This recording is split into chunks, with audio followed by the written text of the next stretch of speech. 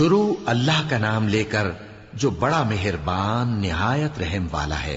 الف لام میم را۔ اے نبی، یہ کتاب الہی کی آیتیں ہیں، اور جو کچھ تمہارے پروردگار کی طرف سے تم پر نازل ہوا ہے حق ہے، لیکن اکثر لوگ ایمان نہیں لاتے۔ اللہ وہی تو ہے جس نے ستونوں کے بغیر آسمان جیسا کہ تم دیکھتے ہو اتنے اونچے بنائے، پھر عرش پر جلوہ افروز ہوا اور سورج اور چاند کو کام میں لگا دیا۔ ہر ایک میعاد معین تک گردش کر رہا ہے، وہی دنیا کے کاموں کا انتظام کرتا ہے۔ اس طرح وہ اپنی آیتیں کھول کھول کر بیان کرتا ہے کہ تم اپنے پروردگار کے روبرو جانے کا یقین کرو۔ اور وہی ہے جس نے زمین کو پھیلایا اور اس میں پہاڑ اور دریا پیدا کیے اور ہر طرح کے میووں کی دو دو قسمیں بنائیں۔ وہی رات کو دن کا لباس پہناتا ہے۔ غور کرنے والوں کے لیے اس میں بہت سی نشانیاں ہیں۔ اور زمین میں کئی طرح کے قطعات ہیں ایک دوسرے سے ملے ہوئے، اور انگور کے باغ اور کھیتی اور کھجور کے درخت۔ بعض کی بہت سی شاخیں ہیں اور بعض کی اتنی نہیں ہوتی، باوجود کہ پانی سب کو ایک ہی ملتا ہے۔ اور ہم بعض میووں کو بعض پر لذت میں فضیلت دیتی ہیں، اور اس میں سمجھنے والوں کے لیے بہت سی نشانیاں ہیں۔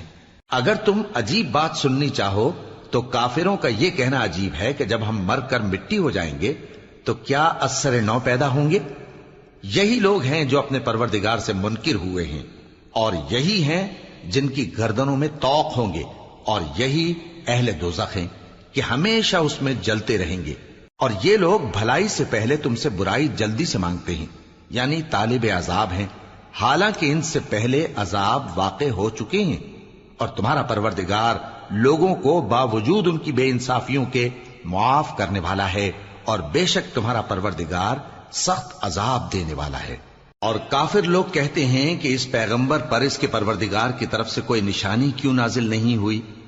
اے نبی، تم تو صرف خبردار کرنے والے ہو، اور ہر ایک قوم کے لیے رہنما ہوا کرتا ہے۔ اللہ ہی اس بچے سے واقف ہے جو عورت کے پیٹ میں ہوتا ہے، اور وہی پیٹ کے سکڑنے اور بڑھنے سے بھی واقف ہے، اور ہر چیز کا اس کے ہاں ایک اندازہ مقرر ہے۔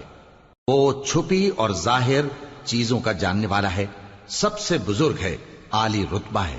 کوئی تم میں سے چپکے سے بات کہے یا پکار کر، یا رات کو کہیں چھپ جائے یا دن کی روشنی میں کھلم کھلا چلے پھرے، اللہ کے نزدیک برابر ہے۔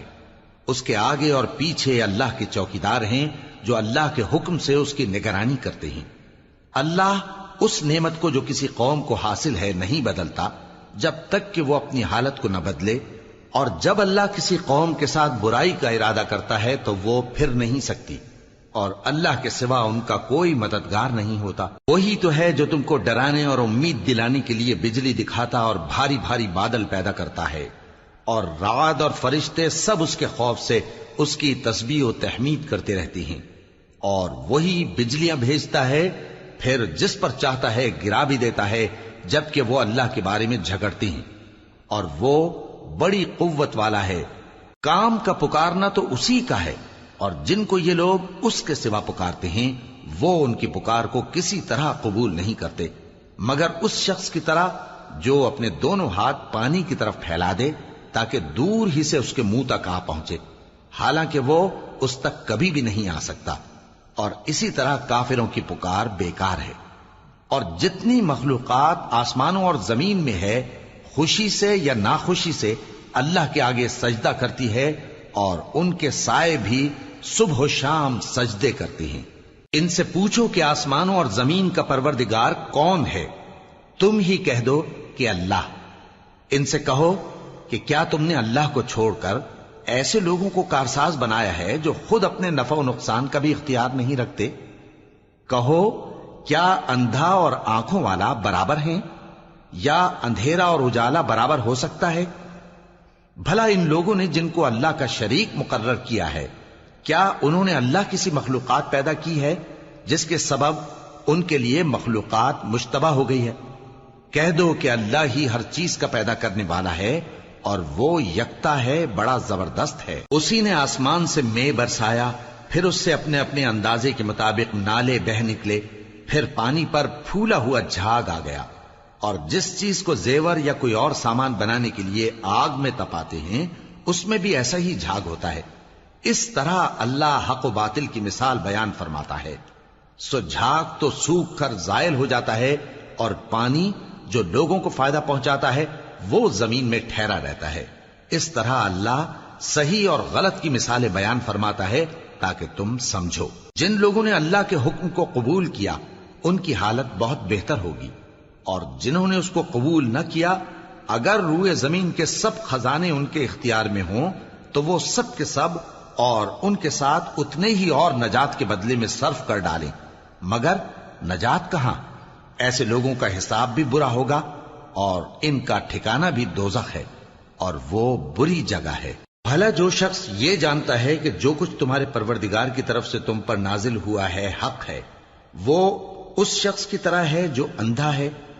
اور سمجھتے تو وہی ہیں جو عقل مند ہیں، جو اللہ کے عہد کو پورا کرتے ہیں اور قول و قرار کو نہیں توڑتے، اور جن رشتوں کے جوڑے رکھنے کا اللہ نے حکم دیا ان کو جوڑے رکھتے اور اپنے پروردگار سے ڈرتے رہتے اور برے حساب سے خوف رکھتے ہیں. اور جو اپنے پروردگار کی خوشنودی حاصل کرنے کے لیے مصائب پر صبر کرتے ہیں اور نماز پڑھتے ہیں، اور جو مال ہم نے ان کو دیا ہے اس میں سے پوشیدہ اور ظاہر خرچ کرتے ہیں اور نیکی سے برائی کو دور کرتے ہیں، یہی لوگ ہیں جن کے لیے عاقبت کا گھر ہے، یعنی ہمیشہ رہنے کے باغات جن میں وہ داخل ہوں گے.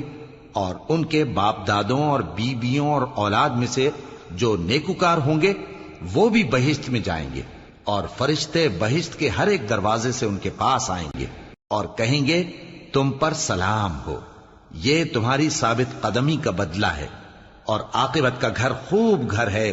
اور جو لوگ اللہ سے پختہ عہد کر کے اس کو توڑ ڈالتے اور جن رشتوں کے جوڑے رکھنے کا اللہ نے حکم دیا ہے ان کو قطع کر دیتے اور ملک میں فساد کرتے ہیں، ایسوں پر لعنت ہے اور ان کے لیے برا انجام ہے. اللہ جس کا چاہتا ہے رزق فراخ کر دیتا ہے اور جس کا چاہتا ہے تنگ کر دیتا ہے. اور کافر لوگ دنیا کی زندگی پر خوش ہو رہے ہیں، اور دنیا کی زندگی آخرت کے مقابلے میں بہت تھوڑا سامان ہے. اور کافر کہتے ہیں کہ اس پیغمبر پر اس کے پروردگار کی طرف سے کوئی نشانی کیوں نازل نہیں ہوئی؟ کہہ دو کہ اللہ جسے چاہتا ہے گمراہ کرتا ہے، اور جو اس کی طرف رجوع ہوتا ہے اس کو اپنی طرف کا رستہ دکھاتا ہے، یعنی ان کو جو ایمان لاتے اور جن کے دل اللہ کی یاد سے آرام پاتے ہیں ان کو. اور سن رکھو کہ اللہ کی یاد سے ہی دل آرام پاتے ہیں. جو لوگ ایمان لائے اور عمل نیک کیے ان کے لیے خوشحالی اور عمدہ ٹھکانہ ہے. جس طرح ہم پہلے پیغمبر بھیجتے رہے ہیں اسی طرح اے نبی ہم نے تم کو اس امت میں جس سے پہلے بہت سی امتیں گزر چکی ہیں بھیجا ہے، تاکہ تم ان کو وہ کتاب جو ہم نے تمہاری طرف بھیجی ہے پڑھ کر سنا دو.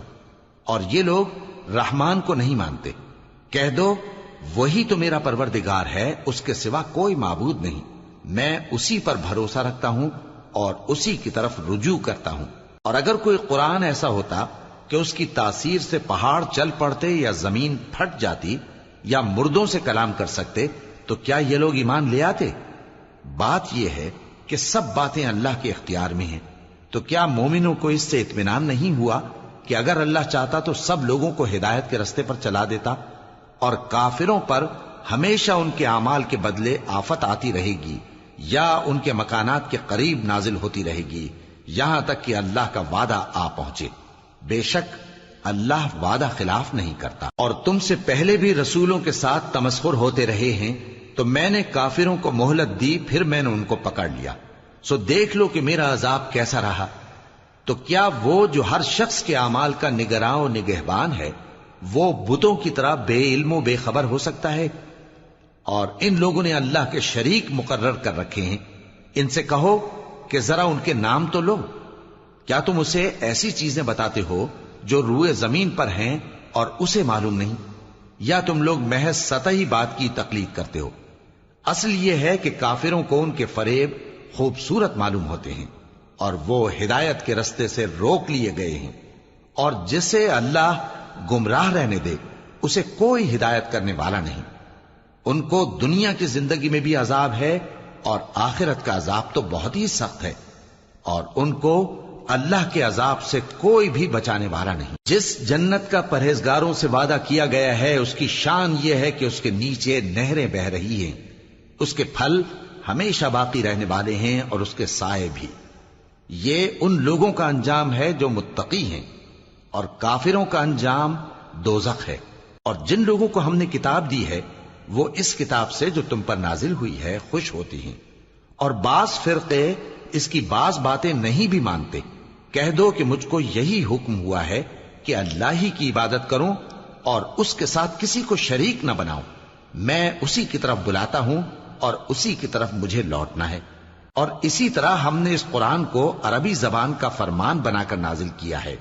اور اگر تم علم آ جانے کے بعد ان لوگوں کی خواہشوں کے پیچھے چلو گے تو اللہ کے سامنے کوئی نہ تمہارا مددگار ہوگا اور نہ کوئی بچانے والا۔